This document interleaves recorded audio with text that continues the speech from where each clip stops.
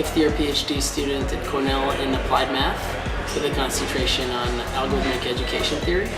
And I'm also the owner and developer of Flash of Genius, which is a flashcards-based iPhone app and Android app. Students and teachers are always trying to get ahead in the game. Wouldn't it be nice to know the best way to review information? Tim Novikoff has a mathematical model to do just that. In 2008, he created Flash of Genius, a flashcard app to review SAT, GRE, and PSAT vocab. He realized that he needed a more effective way for students to learn, so he talked with other colleagues and psychologists. In 2011, he collected the data and published his findings last month. His main mathematical model was called the recap method, based on the power of 2. 2 to the k are like the doubling numbers, like 2, 4, 8, 16, 32. And so 2 is the first doubling number, 4 is the second doubling number, 8 is the third doubling number.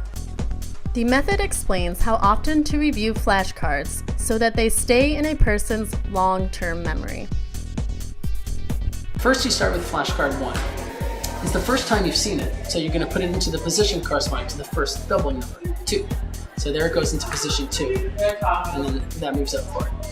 Now we're seeing flashcard 2 for the first time, and so that goes into position 2, again the first doubling number.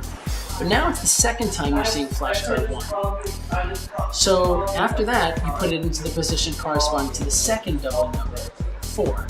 So everything else moves up and it's into position 4. Likewise, when you see flashcard 2, it's the second time you've seen it.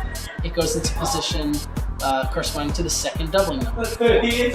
And now you're on to flashcard 3, but it's the first time you've seen flashcard 3. So it only gets reinserted into the position corresponding to the first doubling number.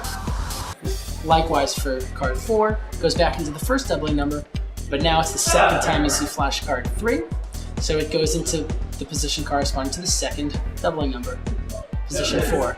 Likewise for flashcard 4, it's the second time you've seen it, it goes into the position corresponding to the second doubling number.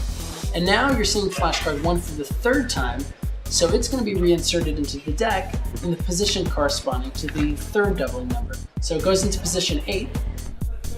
The idea of this model is that a person repeats a flashcard to a certain point at the beginning.